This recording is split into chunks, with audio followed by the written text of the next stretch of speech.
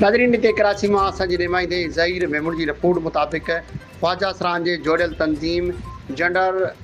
एल्ट्रैक्ट alliance पारां ख्वाजा सरान जी दरपेश मसइलनि वधंदड़ महांगाई पेट्रोल जे अघनि में ओचितो बाद मुआशी मुश्किलातनि ख़िलाफ़ 29 जुलाई अरबा जे ॾींहुं शाम जो 3 वॻे कराची प्रेस क्लब वारो एहतजाजी मुज़ाहिरे जो ऐलान कयो आहे। ख्वाजा सरान जे नुमाइंदे तंज़ीम जे अॻवान समाजी शख़्सियत